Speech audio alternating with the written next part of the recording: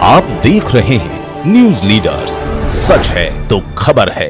नमस्कार, आप देख रहे हैं न्यूज लीडर्स और मैं हूं आपके साथ जफर अशरफी। इस वक्त की बड़ी खबर यह है कि मध्य प्रदेश में इस समय कांग्रेस की जन आक्रोश यात्रा प्रदेश भर में निकल रही है। बीजेपी की इससे पहले जन आशीर्वाद यात्रा निकल रही थी और उसी के जवाब में कांग्रेस ने जवाबी हमला देते हुए जन आक्रोश यात्रा निकाल रही है। और इसी को लेकर जो है आज बड़वानी जिले के सेंधवा विधानसभा में जन आक्रोश यात्रा ने प्रवेश किया है और कांग्रेस के यूथ कांग्रेस प्रदेश अध्यक्ष विक्रांत भूरिया हमारे साथ जुड़े हैं। इससे पहले विक्रांत जी बड़वानी जिले में स्वाभिमान यात्रा लेकर आए थे और अब जो है हमारे साथ फिर से जो है जन आक्रोश यात्रा को लेकर जुड़े। न्यूज लीडर्स में आपका स्वागत है। बहुत बहुत धन्यवाद।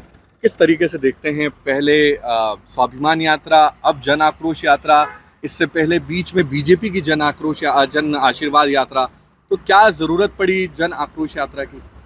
देखिए, जब हमने आदिवासी स्वाभिमान यात्रा पूरे प्रदेश में निकाली थी, हमने ये देखा था कि जनता में बहुत ज़्यादा आक्रोश है और उनके आक्रोश को सही दिशा देना और उनकी आवाज़ को बुलंद करना बहुत आवश्यकता थी।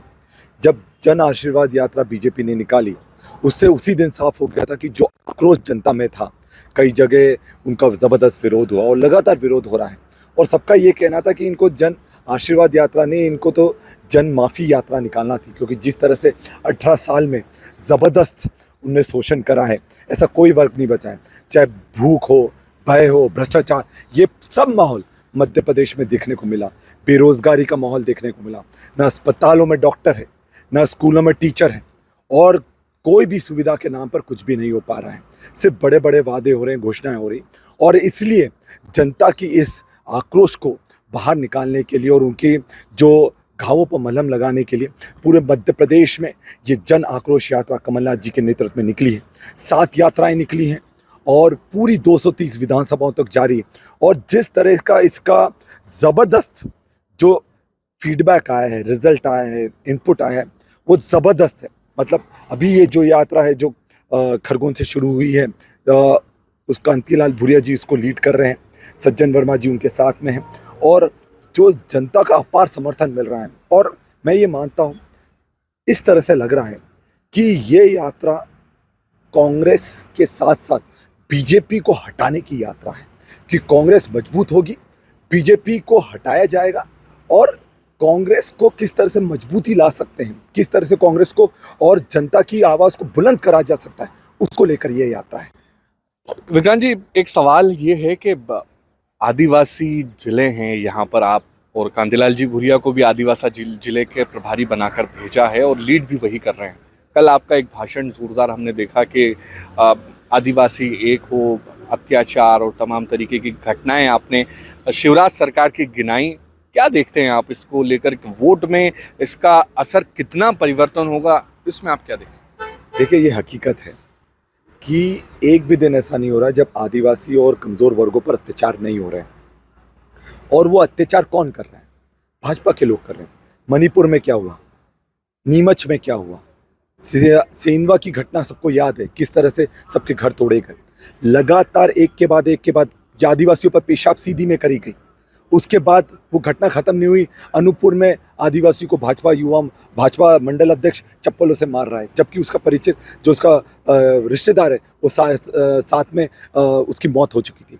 तो ये पूरी तरह से जो आदिवासी विरोधी मानसिकता है, ये जनता बहुत अच्छे से समझ रही है, आदिवासी बहुत अच्छे से समझ रहा है। और हम पूरी ताकत से इस चीज़ की जो लड़ाई है, समाज की लड़ाई हो, जनता की लड़ाई हो, युवाओं की लड़ाई है, वो उनको तक पहुंचाने का काम कर रहे हैं, उन्हें जागरूकता ला रहे हैं और उनको ये समझाने का प्रयास है कि अगर ये 2 महीने आप लोग सक्रिय नहीं हुए तो 5 साल फिर आपको इनको वापस भुगतना पड़ेगा। विक्रांत जी, पहले आपका एक माहौल था कि कांग्रेस आ रही है, इस तरीके से एक माहौल बना हुआ था, लेकिन इसी बीच शिवराज सरकार अपने तरकश में एक तीर निकालते हैं और एक लाडली बहना योजना, जिसमें प्रदेश भर की महिलाओं को 1000 रुपये महीने का सौगात देते हैं, इस तरीके की योजना, फिर बीजेपी का मार्च थोड़ा और ऊपर हुआ। तो क्या समझते हैं, कमलनाथ जी कह रहे हैं कि 1500 हम देंगे, अब उन्होंने 500 रुपये गैस सिलेंडर की भी घोषणा की, लेकिन शिवराज जी इस बीच में अब कहने लगे हैं कि 450 हम देंगे।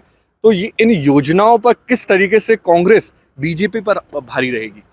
देखिए, अगर किसी की नीयत होती तो सरकार बनने के समय घोषणाएं करते हैं और उन पर अमल लाते हैं, बीजेपी ने ऐसी कौन सी घोषणा है जो 5 साल में पूरी कर दी? 18 साल से बीजेपी की सरकार थी, तब उनको लाडली बहनों की याद नहीं आई। जब 18 साल से उनकी सरकार थी तो क्या कारण है? मध्य प्रदेश में सबसे ज़्यादा अपराध पूरे देश में महिलाओं पर हो रहा है, तो मध्य प्रदेश में हो रहा है। और सबसे बड़ी दुख की बात यह है कि ये जो वातावरण बना है कि सबको मिल रहा है, सबको नहीं मिल रहा है। कुछ की जेब में जा रहा है, कुछ की जेब में नहीं जा रहा है। और सबसे बड़ी दुख की बात यह है, जैसे ही लाडली बहना में 1-1 हज़ार कुछ महिलाओं को देना इन्हें शुरू करा, बिजली के दाम जबरदस्त बढ़ा दिए।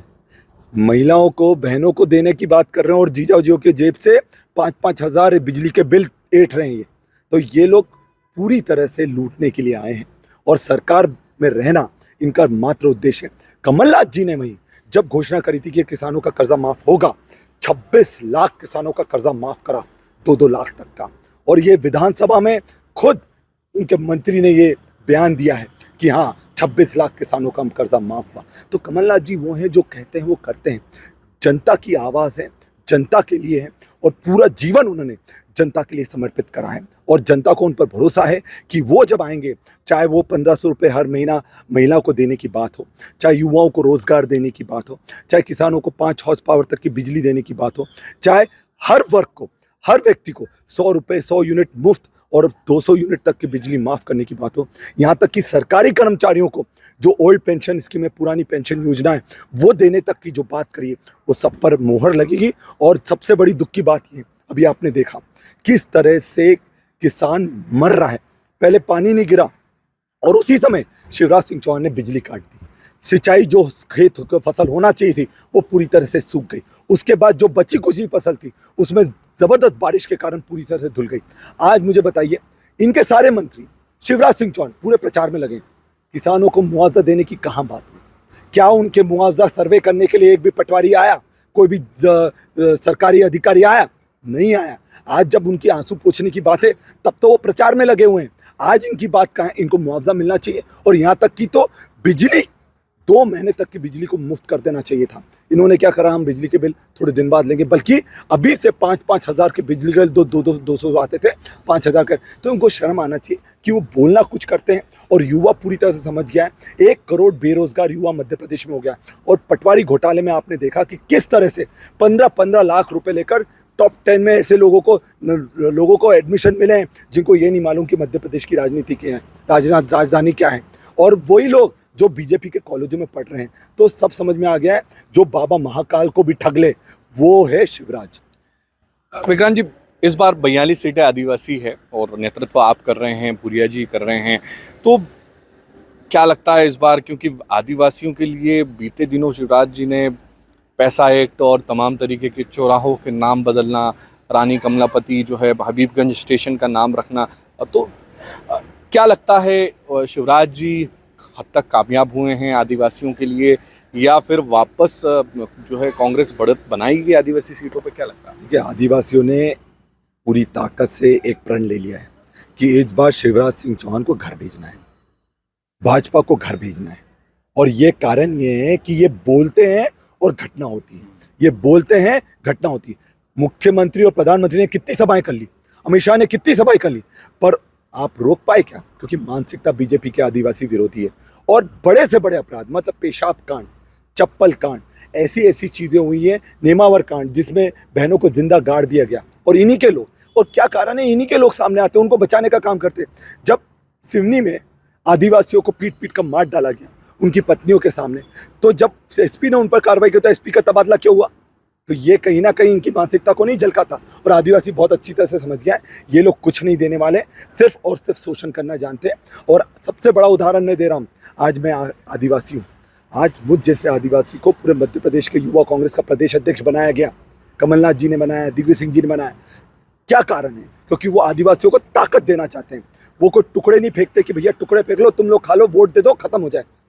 हमको ताकत दो, हमारे लोगों को आगे लेकर आओ, और जब हम अपने लोगों की आवाज़ बुलंद करेंगे तभी तो समाज आगे आएगा। तो वही काम कांग्रेस कर रही है और मुझे पूरा भरोसा है हमारा एक आदिवासी भाई और सारे सामाजिक संगठन पूरी ताकत से एकजुट है और बीजेपी को उखाड़ फेंकेंगे। कितनी सीटें लाएंगे इस बार, क्या लगता है? 150 पार गारंटी के साथ। जो पूरे मध्य प्रदेश में मैं घुमा, आदिवासी स्वाभिमान यात्रा में भी घुमा, सीधी से लेकर झाबुआ तक गया, 2200 किलोमीटर की यात्रा करी, 36 विधानसभाएं गया, जबरदस्त आक्रोश है और वो इस बार आक्रोश वोट में परिवर्तित होगा और 150 सीटें आएंगी और कमलनाथ जी मुख्यमंत्री बनेंगे। ये थे हमारे साथ में विक्रांत भूरिया, जो कि प्रदेश कांग्रेस के यूथ कांग्रेस के अध्यक्ष हैं और जबरदस्त तरीके से बीजेपी पर हमलावर रहे हैं। उन्होंने तमाम तरीके के आरोप लगाए हैं, साथ ही साथ जन आक्रोश यात्रा को लेकर उन्होंने कहा है कि शिवराज सरकार के खिलाफ जनता में आक्रोश है और उसी आक्रोश के लिए हम सड़कों पर निकले हैं और साथ ही साथ आदिवासियों पर होने वाले अत्याचारों को लेकर बीजेपी पर ज़बरदस्त तरीके से हमलावर हुए हैं। और उन्होंने लाडली बहना योजना और गैस सिलेंडर के 450 रुपये को लेकर 18 साल तक शिवराज सरकार को याद क्यों नहीं आया है, इस तरीके से ज़बरदस्त तरीके से हमलावर हुए हैं। कल देर शाम विक्रांत भूरिया का ज़बरदस्त भाषण जो है कामोद में दिखाई दिया। उन्होंने आदिवासियों को लेकर तमाम तरीके की बात कही और ज़बरदस्त तरीके से, ये शानदार तरीके से उन्होंने एक बात कही है और किस हद तक ये वोटरों में कामयाब होगा ये आने वाला वक्त ही बताएगा। तब तक के लिए देखते रहिए न्यूज़ लीडर्स। के लिए नजमुद्दीन शेख के साथ जफर अशरफी की ये खास रिपोर्ट।